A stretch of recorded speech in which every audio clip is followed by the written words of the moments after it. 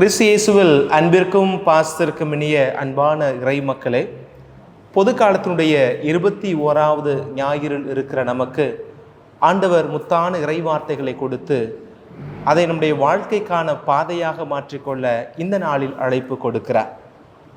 நற்செய்தியை நேரடியாக பார்க்கிற பொழுது எல்லோரும் கட்டாயம் சிந்திக்க வேண்டிய ஒரு காரியம்.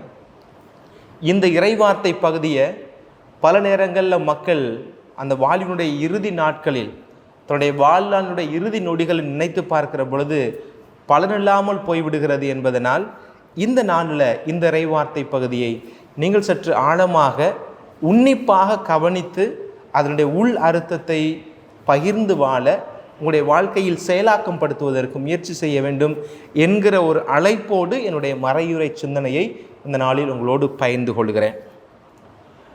எத்தனையோ குழந்தைங்க பள்ளிக்கூடத்துக்கு போய் சேர்றாங்க. அதில் எத்தனை குழந்தைங்கள் தொடக்க கல்வியை தாண்டுறாங்க. அதில் ஒரு சில பேர் உயர்கல்விக்கு போகிறாங்க. அதில் ஒரு சில பேர் தான் கல்லூரிக்கு போகிறாங்க. கல்லூரிக்கு போகிற எல்லாருமே வெற்றி பெற்று சாதனையாளராக மாறிடுறாங்கன்னா அப்படி இல்லை. அதில் ஒருத்தர் 2 பேர் தான் அப்படி உலகம் தெரியக்கூடிய மனிதர்களாக மாறுறாங்க. இன்ஜினியரிங் படிக்கிற எத்தனை பேர் சக்ஸஸ்ஃபுல்லாக மாறுறாங்கன்னு தெரில. ஆனால் அதுலேருந்து ஒரு சுந்தர் பிச்சை தான் நமக்கு தெரிய வருகிறார்.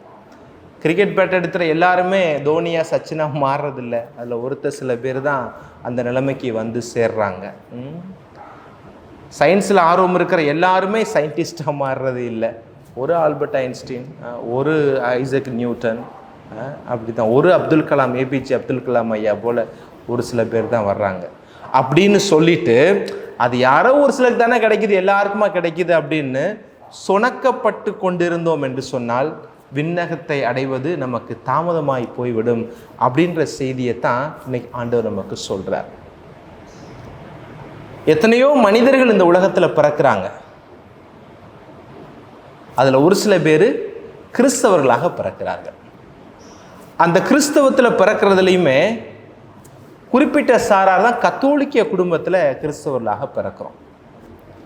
அதில் கத்தோலிக்க குடும்பத்தில் கிறிஸ்தவர்களாக பிறக்கிறதுலையே கிறிஸ்துவை அறிந்து கொண்டவர்கள் இருக்கிறாங்க. அப்படியே காதுபட கேட்டு ஒரு ஞானசானம் வாங்கிட்டு அருட்சாதனங்கள் வாங்குவதற்கு பெற்றோரால் கட்டாயப்படுத்தப்படுகிற பொழுது அந்த அருட்சாதனங்களை பெற்றுவிட்டு வாழக்கூடிய கிறிஸ்துவை அறிந்தவர்களாக ஒரு சில பேர் இருக்கிறாங்க. அதில் அடுத்த கட்டத்தில் பார்க்க போனால் கிறிஸ்துவை தெரிந்து கொண்டவர்களாக ஒரு சில கிறிஸ்தவ மக்கள் இருக்கிறார்கள். இன்னும் கொஞ்சம் பார்த்தோம்னா கிறிஸ்துவை படித்தவர்களாக அடுத்த கட்டத்தில் உள்ளவங்க இருக்கிறாங்க. இதெல்லாம் எப்படின்னா ஒரு பெரிய வட்டத்திலேருந்து சின்ன சின்ன வட்டமாக போட்டுவாங்களே அந்த மாதிரி யோசிக்கணும். அதை நான் சொல்கிறத இதை கிறிஸ்துவை படித்தவர்களையுமே அதை வாழ நினைப்பவர்கள் கொஞ்சம் பேர் இருக்கிறாங்க. அதில் ஒரு சில பேர் அப்படி வாழ நினைப்பவர்களையுமே வாய்ப்பு கிடைப்ப போது கிறிஸ்தவனாக வாழக்கூடியவர்கள், அந்த படிப்பினையை பின்பற்றக்கூடியவர்கள் இருக்கிறார்கள். கிறிஸ்துவுக்காகவே வாழக்கூடியவர்கள் என்று இருக்கிறார்கள். பாருங்க, எப்பேற்பட்ட ஒரு வட்டத்திலிருந்து சுருக்கி சுருக்கி சுருக்கி சுருக்கி அந்த வாசல் குறுகி குறுகி குறுகி குறுகி எங்கே வந்து நிற்கிதுன்னு பாருங்களேன். இதை நான் மீண்டும் ஒரு முறை சொல்கிறேன். இதை புரிந்து கொண்டால்தான் மறையுரை உங்களுக்கு எளிதாக விளக்காமல் கூட உங்களால் விளங்கி கொள்ள முடியும். எத்தனையோ பேர் மனுஷனாக பிறக்கிறான். அதில் ஒரு சில பேர் தான் கிறிஸ்தவனாக பிறக்கிறான். அந்த கிறிஸ்தவனை கத்தோலிக்கராக ஒரு சில பேர் பிறக்கிறாங்க. கத்தோலிக்கராக பிறந்ததில் கிறிஸ்தவை அறிந்தவர்கள் கொஞ்சம் பேர் இருக்கிறார்கள். ஒரு சில அருள் அடையாளங்கள் தெரிந்தவர்கள், ஒரு பரலோகத்துக்கு மந்திரம் தெரிஞ்சவங்க, ஒரு சிலுவை அடையாளம் போட தெரிஞ்ச குரூப்பு ஒரு சில குரூப்பாக இருக்காங்க. அதில் கிறிஸ்தவை தெரிந்தவர்கள் கொஞ்சம் பேர் இருக்கிறாங்க. விசுவாச பிரமாணம் தெரிஞ்சவங்க, அப்பப்போ பூசைக்கு போகக்கூடிய ஆட்களாக கூட அவர்கள் இருக்கலாம். கிறிஸ்தவை படித்தவர்களாக ஒரு சில பேர் இருக்கிறாங்க. விவிலியம் படிப்பதில் ஒரு பழக்கமாக வைத்திருக்கிறவர்களாக கூட இருக்கலாம். அப்படி படிக்கிறவங்கள அதை வாழ நினைப்பவர்கள் இருக்கிறார்கள். வாழ்ந்தவர்கள் சொல்லலை, வாழ்கிறவர்கள் சொல்லலை, வாழலாமே நினைக்கிறவங்க. படிச்சிருக்கிறேன், இதை எப்படியாவது நம்ம அப்ளை பண்ணலாமே அப்படின்னு நினைக்கக்கூடிய இந்த அப்ளிகேஷன் பீரியடுக்கு முன்னாடி இருக்கிற ஒரு டிலம்மா, ஒரு மதில் மேல் பூனை போல வாசிச்சாச்சு வாழணும்ன்ற 2க்கு இடையில எண்ணத்தோடு மற்றும் இருக்கிறவர்கள். அந்த எண்ணத்தை வாழ்வாக்குவதில் அவ்வப்போது வாழ்வாக்கக்கூடியவர்கள் இருக்கிறாங்க. இதுக்கப்புறம் கடைசியாக ஒன்று வரக்கூடியவர்கள் தான் படித்ததை வாழ்வதை வாழ்க்கை முறையாகவே மாற்றிக்கொண்டு கிறிஸ்துவுக்காக வாழக்கூடியவர்களாக இருக்கிறார்கள். எங்கே தொடங்கிய வட்டம் எங்கே வந்து நிற்கிதுன்னு பாருங்களேன். நீங்கள் இந்த கேம் பார்த்துருக்குறீங்களான்னு தெரியலை. இந்த ஆரோ கேம் ஒன்று இருக்கும், வட்டமாக போட்டிருப்பாங்க. துப்பாக்கி சொல்கிறவங்களுக்குலாம் அது தெரியும். கடைசியில் ஒரு டார்கெட் வட்டம்னு ஒன்று இருக்கும். அந்த டார்கெட் வட்டம் ரொம்ப குறுகியாக தான் இருக்கும். 10 பாயிண்ட் கொடுப்பாங்க அதுக்கு. அந்த வட்டம் தான் ஆண்டவர் சொல்ல வரக்கூடிய இடுக்கமான வாயில். இன்றைக்கு நற்செய்தி என்னவாக இருக்கிறது? பரிசேயர்களும் சதுசேயர்களும் சேர்ந்து கொண்டு விவிலிய பின்னணியை சொல்றேன். பின்புலம் தெரிந்திருக்கணும் இல்லையா? என்ன பின்புலம்? இந்த பரிசேயர்களும் சதுசேயர்களும் இயேசுவை அணுகி வந்து ஒரு கேள்வி கேட்கிறார்கள். என்ன கேட்குறாங்க? யாரெல்லாம், எத்தனை பேர் இறையாட்சிக்குள்ளே போவாங்க, எத்தனை பேர் அந்த விண்ணகத்திற்குள்ளே போவாங்க அப்படின்னு சொல்லிட்டு எண்ணிக்கையை மையப்படுத்தி கேட்கிறார்கள். எண்ணிக்கையை மையப்படுத்தி கேட்ட அவர்களுக்கு ஆண்டவர் பதிலாக கொடுத்தது எப்படி நுழைய வேண்டும் என்பதை அவர் அந்த இடத்துல சொல்லுகிறார். ஹூ அப்படின்னு கேட்குறாங்க, யாரெல்லாம் போவாங்க அப்படின்னு கேட்கும் போது இவர் எப்படி வாழ்ந்தால் போவார்கள் அப்படின்றத சொல்லுகிற விதத்தில் இது எல்லாருக்குமே சொந்தமானது. விண்ணகத்திற்குள் நுழைவது என்பதும் அந்த இடுக்கமான வாயிலை தேர்ந்தெடுப்பது என்பதும் எல்லோருக்கும் பொதுவானது. பிறப்பால், வளர்ப்பால், இருப்பால், இறப்பால். பார்த்துக்கோங்க, 4 விதத்தில் இருக்குது. நான் இந்த இனத்தில் பிறந்துட்டேன் அப்படின்றதுக்காண்டி நான் விண்ணகம் போயிடுவேன் அப்படின்னு நம்ம சொல்ல முடியாது. பிறப்பால், வளர்ப்பால், ஏன்னா இப்படிலாம் நான் இந்த பெயர்பட்ட ஒரு குடும்பத்தில் வளர்ந்து வந்தேன் அப்படின்றதுனாலையும், நான் ஒரு வளர்ந்த நாட்டில் பிறந்திருக்கிறேன், நான் அமெரிக்காவில் பிறந்துட்டேன், நான் ஜெர்மனியில் பிறந்துட்டேன், அப்போ நான் விண்ணகம் போயிடுவேன் அப்படின்னு சொல்ல முடியாது. பிறப்புனாலையும் இல்லை, வளர்ப்புனாலையும் இல்லை. என்கிட்ட இதெல்லாம் இருக்குது, என்கிட்ட இவ்வளோ சொத்து இருக்குது, என்கிட்ட இவ்வளோ ஆஸ்தி இருக்குது, எனக்கு இவ்வளோ பணம் இருக்குது. இருப்பால் விண்ணகம் யாருக்கும் சொந்தமாக்கப்படுவது இல்லை. அப்போ இறப்பால், நான் இப்பேற்பட்ட ஒரு இறப்பை எய்திருக்கிறேன், அப்போ எனக்கு விண்ணகம் கிடைச்சிருமா அப்படின்றதுக்காண்டி கொடுக்கப்படுவது இல்லை. இடுக்கமான வாயிலை தேர்ந்தெடுப்பவர்களுக்கு தான் ஆண்டவர் விண்ணகத்தை சொந்தமாக்கி கொள்ள வாய்ப்பு தருகிறார், சொந்தமாக்கி கொடுக்கிறார். என்ன பின்புலம்? இயல்பாகவே இந்த வார்த்தையை வாசித்தா உங்களுக்கு புரியும் நினைக்கிறேன். யூதர்களுடைய மறைக்கல்வி நமக்கு எப்படி catechism of the catholic church இருக்கிறதோ, நமக்கு எப்படி பள்ளி கல்வி படிக்கிற பொழுதே நமக்கு மறைக்கல்வி சொல்லித்தரப்படுகிறதோ, அந்த யூதர்களுடைய மறைக்கல்வியில் இந்த வசனம் சேர்க்கப்பட்டிருக்கிறது. அது என்னன்றதை வாசிக்கிறேன் பாருங்க. யூதர்கள் அனைவருமே வரவிருக்கும் உலகின் பங்குதாரர்கள். அப்போ நீ ஒரு யூதனா பிறந்துட்டாவே, நீ 2ஆம் வருகை இறைவன் வருகிறது அப்படின்னு சொன்னாலும், மறு உலகம்னு ஒரு இருந்தாலும் சரி, அது விண்ணக வாழ்வு அப்படின்னு இருந்தாலும் சரி, உனக்கு அதில் பங்கு இருக்கு அப்படின்ற ஒரு மறைக்கல்வி போதனையில் யார் வளர்ந்து வர்றா? யூதர்கள் வளர்ந்து வருகிறார்கள். இந்த யூதர்கள்லையுமே ஒரு குறிப்பிட்ட சாரார் தான் பரிசேயர்கள், சதுசேயர்கள். அவருடைய பார்வை என்ன? இருவர் விண்ணகம் சென்றால் அவர்கள் ஒருவர் பரிசேயனாக இருப்பான் என்று நம்புகிறார்கள். பாருங்களே, அப்போ அந்த பரிசேயர்கள் தான் இன்னைக்கு ஆண்டவர்கிட்ட இந்த கேள்வி கேட்குறாங்க, யார், எத்தனை பேர் விண்ணகத்திற்குள் போய் சேருவார்கள் அப்படின்னு கேட்கும் போது ஆண்டவர்களுக்கு ஒரு ஸ்கிப் பண்ணி ஒரு பதில் கொடுக்குறாரு. என்ன கொடுக்குறாரு? இத்தனை நபர்கள் என்பது அல்ல, எப்படிப்பட்ட வாழ்க்கை வாழ்ந்தால் போகலாம், அந்த விண்ணகத்திற்குள் நுழையலாம் என்பதை ஆண்டவர் நமக்கு சொல்லுகிறார். இந்த விண்ணகத்தை குறித்தும், இந்த விண்ணகத்துக்குள்ளே யார் யாரெல்லாம் போவாங்க அப்படின்றத எப்படி யூதர்கள் தனக்கென்று ஒரு பார்வை வைத்திருக்கிறார்களோ, அதே போல் யெகோவா விட்னஸ், யெகோவாவின் சாட்சிகள், அவர்கள் நம்பரை வச்சே சொல்கிறாங்க 1,44,000 பேர் தான் விண்ணகத்துக்குள்ளே போவான் அப்படின்றாங்க. இந்த 1,44,000 எண்ணிக்கை யார் அவர்களுக்கு கொடுத்தது அப்படின்னா அதுக்கு அவர்கள் ஒரு பின்புலத்தை சொல்லுகிறார்கள். இப்போ பாருங்க, யெகோவா விட்னஸ் எத்தனை பேர் அப்படின்றதுல தெளிவாக இருக்கிற சொல்றது போல தான் இந்த பரிசேயர்களும் யாரு எத்தனை பேர் அப்படின்றதுல அவங்க இந்த கேள்வியை ஆண்டவரிடம் கேட்கிறார்கள். ஆனால் கத்தோலிக்க திருச்சபை என்ன சொல்லுகிறது? மீட்பு அது எல்லோருக்குமானது, அது எல்லோரும் மீட்படைய வேண்டும் என்பதற்காகவே கிறிஸ்துவுடைய விருப்பமாய் கொண்டிருந்தார், அதற்காகவே தன் உயிரை கொடுத்தார் என்பது கத்தோலிக்க திருச்சபையினுடைய ஆழமான படிப்பினையாக இருக்கிறது. இப்போ எரேமியா புத்தகத்தில் இருக்கிற 21வது அதிகாரத்தின் 8வது வசனம் நமக்கு என்ன சொல்லுகிறது? வாழ்வின் வழியையும் சாவின் வழியையும் உங்கள் முன் வைக்கிறேன் அப்படின்னு ஆண்டவர் வச்சிருக்கிறார். அப்போ என்ன ஃபாதர், எல்லாருக்குமே விண்ணகம் பொதுவானதுன்னு நீங்கள் சொல்கிறீங்களே, அப்போ விண்ணகம் எல்லாருக்கும் பொதுவாயிடுச்சு அப்படின்னா அப்புறம் எதுக்கு இடுக்கமான வாயிலுக்குள்ளாக நம்ம போகணும்? அப்போ தன்னுடைய உயிரை கொடுத்து மீட்பை எல்லாருக்கும் சொந்தமாக்கி கொடுத்துட்டாரே, அப்புறம் எதுக்கு நம்ம இந்த இடுக்கமான வாயிலை நோக்கி போகணும்? இருக்கிற வரை மகிழ்ச்சியாக சந்தோஷமாக வாழ்ந்து விட்டு போகலாமே அப்படின்னு நினைக்கிறவளுக்கு ஆண்டவர் இந்த இடத்துல சொல்கிறாரு, வாழ்வின் வழியையும் சாவின் வழியையும் உன் முன்பாக வைக்கிறேன். நீ எதை சூஸ் பண்ற, நாம் எதை தெரிந்து கொள்கிறோம் என்பதை ஆண்டவர் பார்க்கிறார். மீட்புக்கான அழைப்பு எல்லோருக்கும் கொடுக்கப்பட்டிருக்கிறது. அதை ஏற்பதற்கும் அதை மறுப்பதற்குமான சுதந்திரம் உங்களுக்கு கொடுக்கப்பட்டிருக்கிறது. நீங்கள் ஏற்கிற பொழுது ஆண்டவர் மகிழ்ச்சி கொள்கிறார்.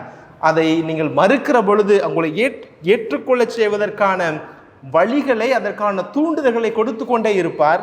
ஒவ்வொரு தூண்டுதலையும் வழிகளையும் நாம் நிராகரிக்கிற பொழுது ஒரு கட்டத்தில் கடவுளே உதவி செய்ய முடியாத நிலைக்கு நாம் தள்ளி விடுகிறோம். கடவுளையே ஒரு ஹெல்ப்லெஸ் ஹேண்டாக நம்ம மாற்றுறோம் அப்படின்றது இந்த வசனம் சொல்லுகிறது. ஒரு காலத்தில் கத்தோலிக்க திருச்சபை என்ன சொல்லிக்கிட்டு இருந்துச்சு?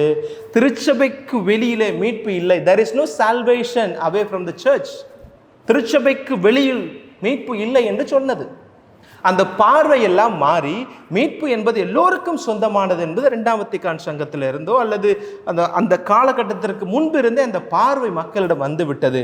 ஒரு திறந்த மனத்தோடு திருச்சபை எல்லாருக்கும் மீட்பு சொந்தம் என்று சொல்லி the freedom with responsibility என்கிற விலையில் வாழ்வை நான் தேர்வு செய்கிறேனா, சாவை நான் தேர்வு செய்கிறேனா என்கிற அந்த தேர்வில் நம்முடைய மறுவாழ்வானது நிச்சயிக்கப்படுகிறது என்பதை சொல்லுகிறார். இடுக்கமான வாயில் அதன் வழியாக நுழையுங்கள் அந்த ஆண்டவர் சொல்றார் இல்லையா? அது எவ்வளவு நாளைக்கு திறந்திருக்கும் அப்படின்றது அடுத்த கேள்வி. இன்றைக்கு நற்செய்தியே சொல்லுகிறது, அந்த இடுக்கமான வாயில் மூடப்படும். அப்போ நீங்கள் போய் கத்திக்கிட்டு இருப்பீங்க, கதவை திறங்கன்னு. அப்போ உங்களை அவர் யாருன்னே தெரியாதுன்னு சொல்லிடுவார் அப்படின்னு நற்செய்தியில் ஆண்டவர் சொல்கிறார். உண்மைதான், இடுக்கமான வாயில் எப்போது மூடப்படும் என்பது யாருக்குமே தெரியாது. முதல்ல அந்த இடுக்கமான வாயிலுக்குள் நுழைவதற்கான வழிகளை நாம் முதல்ல எடுக்கணும். அதற்கான முன்னெடுப்புகளை நாம் மேற்கொள்ள வேண்டும். வசதியாக வாழணுன்ற ஆசை எல்லாருக்கும் தாங்க இருக்குது, எல்லாருக்குமே இருக்குது. வசதியாக சந்தோஷமாக சுபகோகமாக நம்ம வாழணும் அப்படின்ற ஆசை எல்லாருக்குமே இருக்குது. ஆனால் அந்த ஆசையை எவ்வளவு தூரம் நாம் சரி செய்து கொண்டு அதில் எவ்வளவு தூரம் தியாகத்தன்மையோடு நாம் இருக்கிறோம் என்பதும், அந்த ஆசையில் எவ்வளவு தூரம் கிறிஸ்தவத்தினுடைய விழுமியத்தை நாம் உள்வாங்கி இருக்கிறோம் என்பதும், அந்த ஆசைக்குள்ளாக எப்படி கிறிஸ்துவுக்கான தேடல் இருக்கிறது என்பதை மையப்படுத்தி தான் அந்த இடுக்கமான வாயிலுக்கான வழி நமக்கு காட்டப்படுகிறது. இந்த இடுக்கமான வாயிலுக்குள்ள நுழைந்தவர்கள் எல்லாரும் இன்றைக்கு நமக்கு புனிதர்களாக உயர்ந்து நிற்கிறார்கள். திருச்சபை நமக்கு அவர்களை எல்லாம் சாட்சியமாக தந்திருக்கிறது. புனிதர்கள் மட்டும்தான் இல்லை, நம்முடைய குடும்பங்களில் நாம் பார்த்த மனிதர்கள், நம்மோடு சமூகத்தில் வாழக்கூடிய எத்தனையோ மனிதர்கள் அந்த இடுக்கமான வாயிலுக்கு நுழைந்து விண்ணக வாழ்வை கட்டிக்கொள்ள வேண்டும் என்பதற்கு முயன்றவர்கள், அதில் வென்றவர்கள் எத்தனையோ பேர் இருக்கிறார்கள். இடுக்கமான வாயில் வழியாக நுழைய முயற்சி செய்கிற பொழுது அதற்குள் நுழைகிற ஒவ்வொருவருக்கும் ஒரு சில அவஸ்தனைகள் ஏற்படத்தான் செய்யும். அதை ஏற்றுக்கொள்ள வேண்டும். பெரிய வாசல் வழியாக நுழையிறது ரொம்ப ஈஸிங்க. ஒரு சின்ன வாசல் வழியாக நுழையும் போது அதில் ஒரு சில ஸ்க்ராச்சஸ் ஏற்படும், அதில் ஒரு சில சௌகரியம் இல்லாத தன்மைகள் இருக்கும். இப்போ என்னுடைய பங்கில் நான் ஒப்பிட்டு பார்க்குறேன். எங்கள் பங்கில் பெரிய வசதியான மக்கள் ஒரு பகுதியில் இருக்கிறாங்க, அதே நேரத்தில் வசதினா பெரும் வசதியில் இருக்கிறாங்க. ஆனால் அதற்கு நிகராக ஒரு 80% மக்கள் பார்த்தீங்க அப்படின்னா ஸ்லம்மில் தான் வாழக்கூடியவர்களாக இருக்கிறாங்க. இங்கே இருக்கிற பெரிய பெரிய மாளிகையில் கிளீனராக, சமைக்கக்கூடியவர்களாக, துப்புரவு பணி செய்யக்கூடியவர்களாக இருக்கிற நிறைய பேர் என்னுடைய பங்கில் இருக்கிறாங்க. அவருடைய வீடுகள் எல்லாம் மந்திரிக்க போகும்போது இப்போ நம்ம நேரடியாக நடந்து போக முடியாது. ஒரு பக்கமாக ஒரு சாச்சுக்கிட்டு இப்படியே நம்ம இப்படி இந்த பக்கத்தில் நேர்முறை இப்படி நடக்காமல் இப்படி நடந்து போகிறது போல தான் அந்த சந்துகள்லாம் இருக்கும். அப்போ எங்கள் பங்கு சாமியார்ன்றவரோட சொன்னார், பிரிட்டோ நீங்கள் அந்த மாதிரி இடத்துக்கு போகும்போதே இங்கே குவார்டர்ஸ் அப்படின்னு சொல்லுவாங்க. நீங்கள் குவார்டர்ஸ்க்கு பிளெஸ்ஸிங்கோ அல்லது நீங்கள் அனைட்டிங் ஆஃப் த சிக் கொடுக்க போகும்போது அல்லது ஏதாவது ஒரு ஜெபத்துக்கு உங்களை கூப்பிட்றாங்க அப்படின்னா போகும்போது பழைய அங்கேயே போட்டுட்டு போங்க அப்படின்னுவார். அப்படி இல்லைன்னா அதுக்குன்னு ஒன்று வச்சுக்கோங்க, ஸ்லம்முக்கு போகும்போது ஒன்று பயன்படுத்துங்க. அது பிரித்து காட்டுவதற்காக இல்லை. அந்த இடத்துக்கு போனீங்கன்னா எல்லா உங்களுடைய ஆல்பம் வேஸ்ட்டாக போயிடும். அதனால் ஒரு ஆல்பை வச்சுக்கிட்டு அங்கே போயிட்டு இன்னொரு ஆல்பை நீங்கள் மாற்றிக்கோங்க அப்படின்னு சொல்லுவார். சில இடங்கள் எனக்கு இதெல்லாம் அரைச்சி விட்டுரும் பார்த்துக்கோங்க. நமக்கு பழக்கம் இல்லை, அவங்களுக்கு போய் பழகி இருக்கும். நம்ம பழக்கம் இல்லை, அதனால் அப்படி போனோம்னா சில நேரத்தில் பின்னாடி மண்டையை அரைச்சிடும், முதுகு அரைச்சி விட்டுரும், சில இடத்துல முட்டியில் தேய்ச்சிட்டு வந்திருக்கிறேன். இப்படி அனுபவங்கள்லாம் எனக்கு ஏற்பட்டிருக்கு. இடுக்கமான வாயில்களுக்குள்ளாக நம்ம நுழைகிற பொழுது அப்பேற்பட்ட கஷ்டங்கள் நம்ம உள்வாங்க, அதை சந்திக்கிறதுக்கு நம்ம தயாராக இருக்கணும். அதில் தான் ஒருத்தல் இருக்கிறது. அந்த ஒருத்தலில் தான் இடுக்கமான வாயிலுக்கு நுழைவதற்கான வழி நமக்கு பிறக்கும் அப்படின்றத ஆண்டவர் இந்த இடத்துல நமக்கு சொல்றார். மீண்டுமாக, இடுக்கமான வாயில் இப்போது திறந்து உள்ளது. அது எப்போது வரை என்று யாருக்குமே தெரியாது. அது உலகத்தினுடைய 2வது முடிவு அந்த இடுக்கமான வாயினுடைய மூடுகிற நாளாக இருக்கலாம், உங்களுடைய இறப்பு அந்த இடுக்கமான வாயினுடைய மூடுகை நாளாக இருக்கலாம் அப்படின்றதையும் ஆண்டவர் இந்த இடத்துல நமக்கு சொல்லுவதாக நான் பார்க்கிறேன். அப்போது இந்த இடுக்கமான வாயில் எப்போது மூடப்படும் அப்படின்னு தெரியலை அப்படின்னா ஒவ்வொரு நாளும் நம்மை தயாரிக்கக்கூடியவர்களாக நம்ம இருக்கணும். சமீபத்தில் ஒரு ஆஸ்பத்திரிக்கு இது கொடுக்க போயிருந்தேன், அனாயிட்டிங் ஆஃப் த சிக், அந்த இறுதி அருட்சாதனம் என்று சொல்லப்படக்கூடிய நோயில் பூசுதல் கொடுக்க போயிருந்தேன். அப்போது மனைவி மகள் இருந்தார்கள். அவர் படுத்து கிடந்தார் அந்த மனுஷன். அவர்கிட்ட நான் போய் நோயில் புதல் கொடுக்கணும் அப்படின்றதுக்காண்டி அவரை தயார்படுத்துறதுக்காண்டி நான் பேச்சு கொடுக்குறேன். அவர் பேச்சே கொடுக்கல. ரொம்ப நேரம் ஆச்சு நான் அவரை பேச வைக்கிறதுக்கு. ஒரு கட்டத்தில் கடைசியில் அவர் பாவசிங்கித்தனத்தை கொடுத்து அதுக்கப்புறம் அவருக்கு நோயில் பூசுதெல்லாம் கொடுத்த பிறகு நான் அறையை விட்டு, அந்த மருத்துவமனை அறையை விட்டு நான் வெளியில் கிளம்புற போது அவர் என்கிட்ட கேட்டார், ஃபாதர் எனக்காண்டி ஒரு வேலை செய்வீங்களா? நீங்கள் கேத்தலிக் ப்ரீஸ்ட், நானும் ஒரு கேத்தலிக், ஆனால் நான் கத்தோலிக்கு நான் வாழலை, பணத்தை சேர்த்தேன், பொருளை சேர்த்தேன், ஒரு வழக்கறிஞராக இருந்து எத்தனையோ பேருடைய வாழ்க்கையில் அவங்க செஞ்ச தப்பை காசை வாங்கிட்டு அவங்களாம் நான் காப்பாற்றி விட்டுருக்குறேன், நிறையா டேமேஜ்லாம் பண்ணிட்டேன் ஃபாதர் இந்த உலகத்தில், எனக்கு மரணம் என் கண் முன்பாக தெரிகிறது, 4th stage advanced liver cancer, 4th stage advanced liver cancer, கொஞ்சம் ரொம்ப கிரிட்டிக்கலான சுச்சுவேஷன். அப்போ அந்த மனுஷன்கிட்ட கேட்குறாரு, ஏசப்பாட்ட என்கிட்ட வேண்டுங்க, எனக்காக வேண்டி எனக்கு ஒரு வருஷம் எனக்கு டயத்தை எக்ஸ்டெண்ட் பண்ணி கொடுத்தா நல்லாயிருக்கும், I want to leave 1 more year அப்படின்னு சொல்லி கேட்குறார். அங்கே இடுக்கமான வாயில் வந்து விட்டது. அந்த வாயில் ஆண்டவர் அடைக்கணும்னு நினச்சிட்டாருன்னா என்ன செய்ய முடியாது, யாராலையுமே துறக்க முடியாது.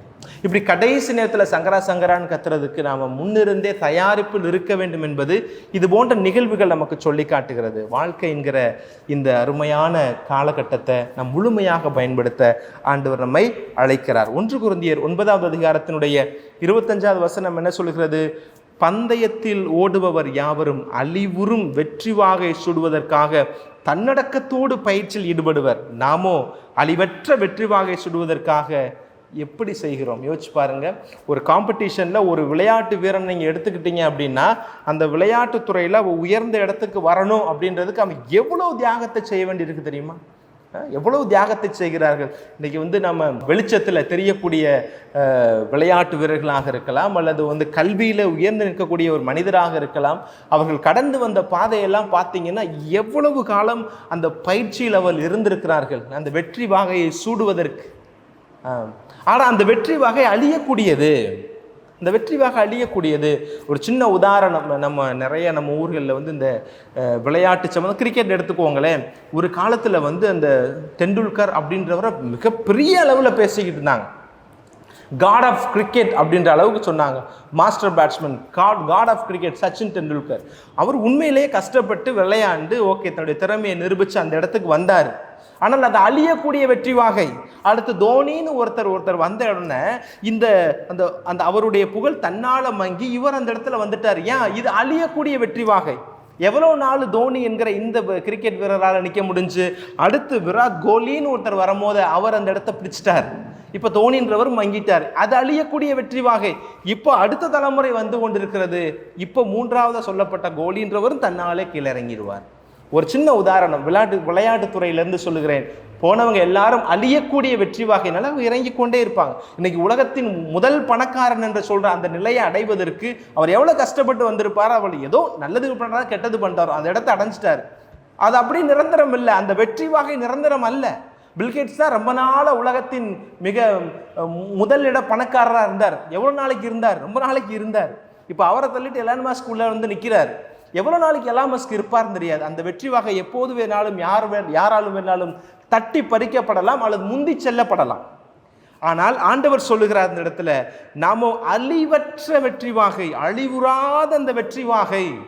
அது யார் தருவா? ஆண்டவர் தருவார். யாருக்கு தருவார்? இடுக்கமான வாயிலின் வழியாக நுழைய தயார்படுத்தி கொண்டு அந்த பயிற்சியின் வழியாக முயற்சிப்பவர்களுக்கு ஆண்டவர் அழியாத வெற்றி வாகையை தருவார் என்பது இந்த வசனம் நமக்கு சொல்லுகிறது.